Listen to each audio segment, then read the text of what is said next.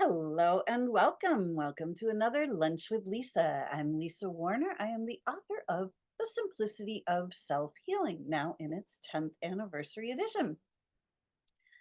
So, today I thought we would talk about healing the body versus healing the self. When I found myself facing cancer, I thought that I needed to heal my body because clearly there was something quite amiss. However, I didn't want to use the medical model, and I thought that it was my job to heal my body. I thought that I needed to figure out how to heal my body. But what I discovered along my self healing journey is that it's called self healing for a reason. It is because it's about healing ourselves. When we heal ourselves, the body automatically heals. We are souls, incarnate souls who have light bodies, bodies made of pure light, crystalline structures of consciousness. But when we come into physical form, we come into this physical body. The body is simply the form that holds the soul. It holds our consciousness. The body is our temple, and the body is designed to heal itself. We have direct evidence of this because every time we get a cut, a bruise, a scrape, a sprain, the body heals. A broken bone, you set it and forget it. The body does the rest. So we have direct evidence that the body heals itself. However, when it comes to internal stuff, not the stuff where we fell and tripped and rolled down the hillside and broke our arm, now we have to heal the arm, the stuff that comes on the inside, the diseases, as they're called, these are also traumas.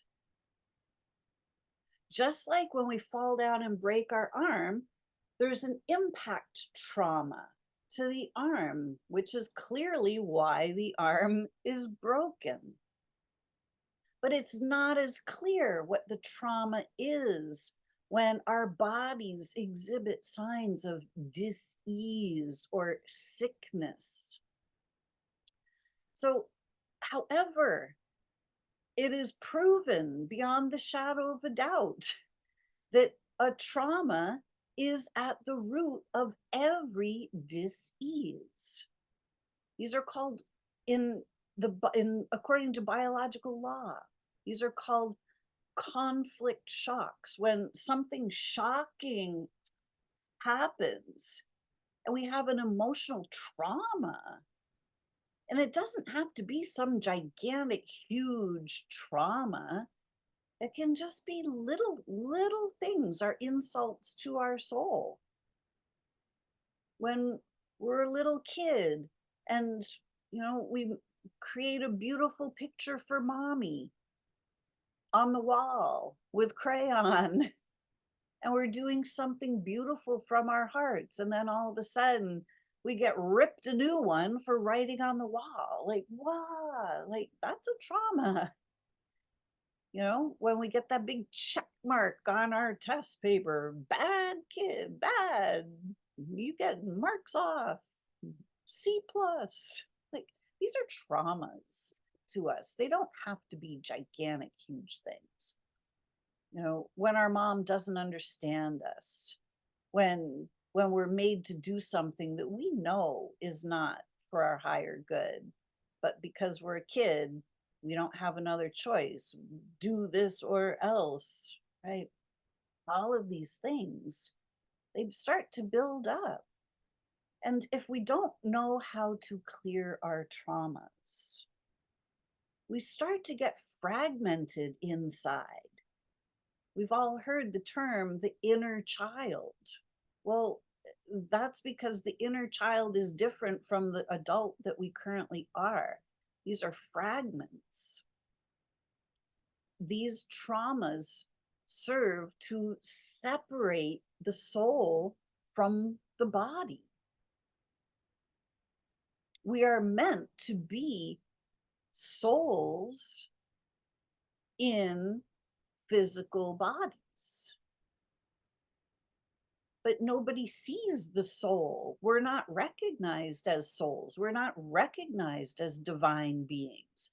We are not recognized as grand beings of light. We're simply treated as cattle, as numbers, as citizens. And we have to follow the rules or we'll get in trouble. Just like school. Huh. Same thing. So when we don't understand that there are traumas that are being held in our DNA, trauma is held in ourselves until we release it. And when we're holding trauma in ourselves, our cells start to take the form of the trauma. Specific types of trauma create specific types of dis-ease. We are eternal beings as souls. But here we're told that we're mere mortals. Well, these two are diametrically opposed. These are complete opposites. An eternal being doesn't die. A mortal is told that we die. So which is it? Right? This is a major trauma in humanity because death, the fear of death, is the thing that is used to control us, to make us do certain things. Told that if we don't do this, we're going to die.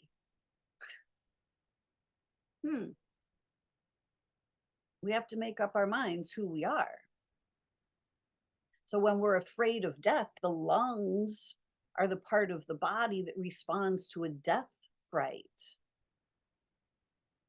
When we devalue ourselves, I'm not good enough, I'm not smart enough, I'm not fast enough, I'm not strong enough, the bones and joints respond to that. Each body part is designed to respond to specific types of traumas. So, what I learned on my own healing journey was that I didn't have to heal my body. I had to heal myself. I had to heal the emotional wounds that I was carrying inside. I had to heal the false belief systems that I had picked up along my journey. The belief systems of, I can't have money, I'm not okay, there's something wrong with me, I don't fit in. All of those types of thoughts are traumas that we are holding inside.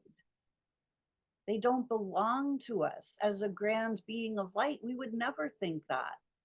As the angels that we are literally made of love and light.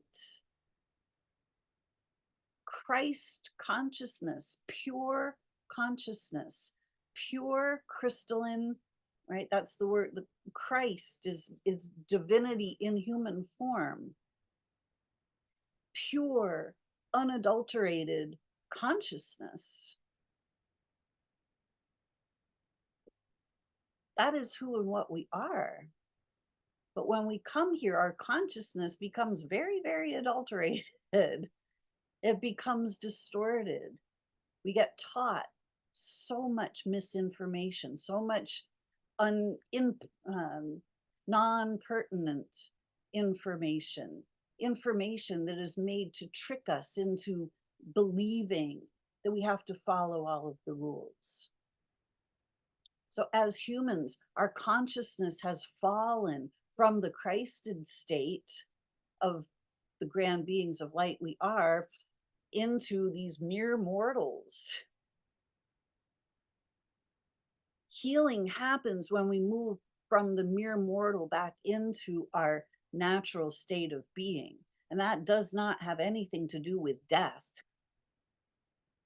It has to do with opening back up our consciousness, multidimensional consciousness, to move out of this third dimensional trap that we've been in. So we raise back up into the higher dimensions. When we clear the trauma, the wounds that we're carrying that are causing the body to distort itself. When we clear those, the body heals. Healing the body, it's not our job. The body is designed specifically for that purpose. Our job is to heal ourselves, to bring body, mind, and soul back into one. Body, mind, and soul are not three separate things. We cannot separate these parts of ourselves. The external world does a really great job at it, though, because we're told that the church is in charge of our soul and that the medical system is in charge of our bodies and the educational system is in charge of our minds. We have been separated. If the body, the mind, and the soul are being in charge, are being cared for by these systems, then what are we in charge of? If the church is in charge of our soul and the medical model is in charge of our body and the educational system is in charge of our mind, it's really not much left that we're in charge of now, is there? Which is why we are living these lives that make us feel like we're in prison. Our physical bodies are showing us the direct disconnection between the mind and the soul.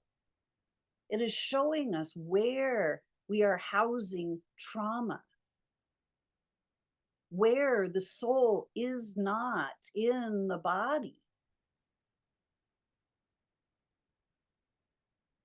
With every trauma, it's like the soul starts to get ripped from the body.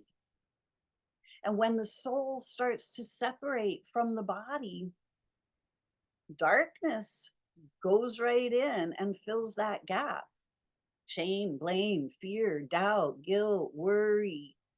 Those are the darkness. And the soul is the light. We're meant to be 100% light, happy, free, thriving, feeling great about who we are, fully connected to Creator. But that's not what's happening here on this planet at this time. The soul has been separated from the body. The light that we are has been separated. And the darkness has come in. And now, when we have fear, doubt, shame, blame, guilt, anger, frustration, all of those dark energies, when they take up valuable residence in our body, they displace the soul and they start eating away at our insides. When we're carrying doubt and I'm not good enough, and I don't know what to do, and what's wrong with me. Those are heavy burdens to bear. They're not ours. They're not intrinsic to who we are as souls. And when we hold on to those long enough, our bodies start to show us, hey, here is the trauma that you need to look at. Depending on what the body is doing, we can simply backtrack and realize, oh, this part of the body processes this type of trauma. Let me go back and see if I can clear out that trauma. And then the body heals itself. You don't have to know how to heal your body, but you do need to know how to heal yourself. You do need to know how to find the traumas inside and clear them out so that you can start clearing the amnesia that has happened to us. So you can start to remember who you actually are as the grand being of light. Self-healing is a process of ascension, is a process of self-empowerment.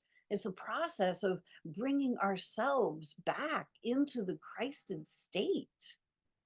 That crystalline, I talk about the soul like a beautiful crystalline snowflake. No two souls are alike, just like no two snowflakes are alike. And if you look at a pure snowflake, under a microscope, you see an incredible, beautiful crystalline structure. That's our light body. Our personal crystalline structure is made of light. And it's beautiful beyond measure. And that's who and what we are. And when we're being our true selves, we are fully empowered. We are fully joyful, happy, thriving. That's our natural state of being. And as we start to heal these traumas and we start to remember who we are, our bodies heal automatically. But if we're trying to fix the body with pills and procedures, we're not fixing ourselves. The medical model doesn't help us to clear our traumas. It doesn't help us to look within and start clearing what's actually the problem. So it becomes a great distraction because we're expecting things outside of ourselves to do the healing for us. And it's simply not possible. In order to heal our bodies, we have to heal ourselves. Your body already knows exactly what to do. And your body, if it has created a dis-ease, it has created it on purpose. It's actually there to help you. But because we have been taught that we have to battle the diseases, we're simply fighting another war. That's simply another trauma. And the only thing we're fighting is our own bodies. So this week, let's notice the difference between healing the body and healing ourselves. Which would you rather master? Wouldn't you rather heal yourself? Bring all the wounded parts and pieces back into wholeness so that you can be radiant and brilliant and thriving, healthy, wealthy, wise, happy. These are natural byproducts of being who we truly are.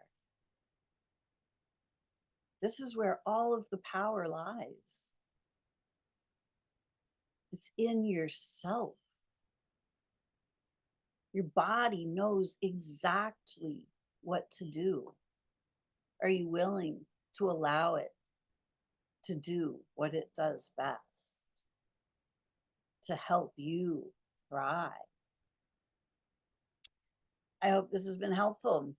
My name is Lisa Warner. I'm the author of The Simplicity of Self Healing.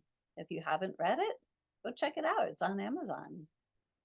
It's a great place to start shifting your perspective about what's actually happening with our bodies. So I hope this was helpful. Please go to my website at connectingyoutoyou.com if you'd like some more information. Check the show notes. There are a bunch of links in the show notes that link to all different kinds of things that I have to offer.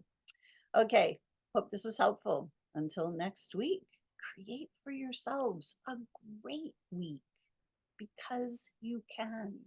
You're a grand creator being. It's who and what you are. May you always remember who and what you truly are. Bye for now.